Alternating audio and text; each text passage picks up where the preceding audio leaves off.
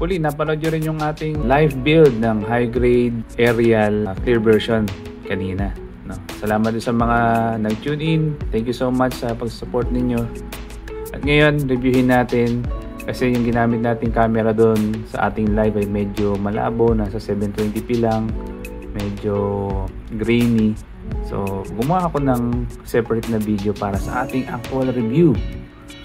So, ito ay bootleg, of course, based sa Gundam Base Limited Japan. Ito ay celebration pala nung tagumpay ng Gundam Witch from Mercury na natapos yung episode nila ng 24 episode na natapos noong July 2. At yung release nitong Gundam Base exclusive na to ay July 7. July 7. So ano ngayon? August 16 lang. So napakabilis gumawa ng bootleg itong ilang mga Chinese bootleggers na to. Love them or hate them, nandyan sila. So isa tayo sa mga nakikinabang kasi nakakakuha tayo ng exclusive deals na sa murang halaga, almost half o more than half the price. So reviewin natin ano ba yung mga good and bad. Pagsamasamahin na natin ano habang di-discuss natin. Simulan natin sa ulo. So pag snap ng ulo, maayos na maayos ang snap niya. Flash na flash doon sa ano, almost wala na siyang line dito, walang nakabuka. Ang naging problema ko lang dito sa ulo ay ang una, out of the box naka-bend ang kanyang antena dito. So remedyohan natin yan using hot water, then i-straight natin.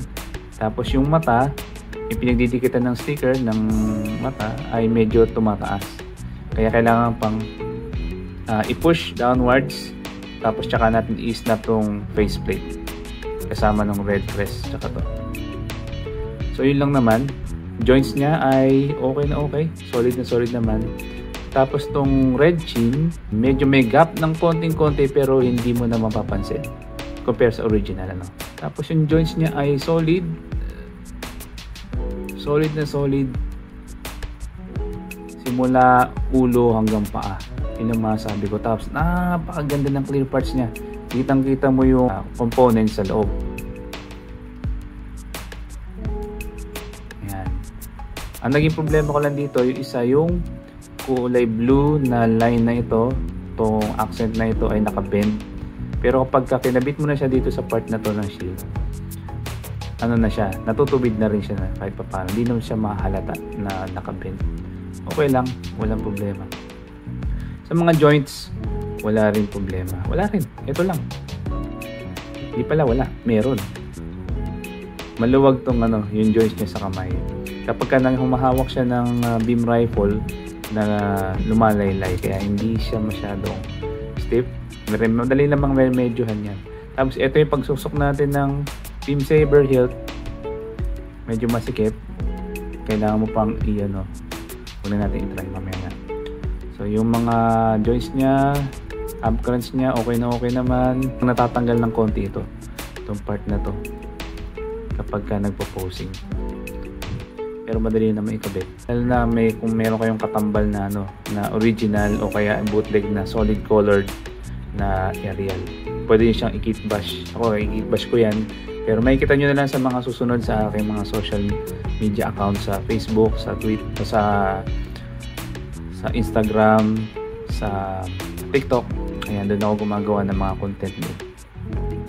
Quality ng plastic. Ang lahat ng ito, lahat ng nakikita nyo ay gawa sa ABS plastic. Brittle ba siya? Hindi siya brittle. Sample natin. Mag-bend tayo dito ng isang clear part. Dito tayo. Nag-bend na ako kanina. Sinubukan ko eh. So dito, tingnan natin kung ano mangyayari. Hindi siya basa-basa napuputol.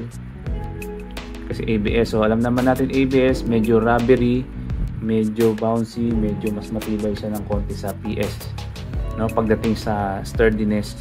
Kaya siguro yung ginamit nila para dito sa ating mga clear parts, para kahit na clear siya, matibay pa rin. solid na solid pa rin siya. So sulit ba ang Gundam Aerial bootleg?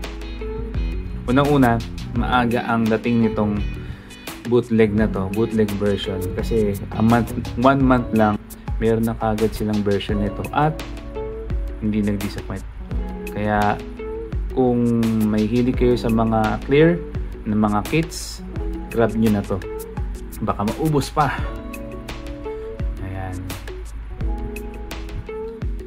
So for more Gunpla reviews, toy reviews, etc., tune in ulit and like, share, and subscribe sa ating YouTube channel, Yang and Soul. Kita kits!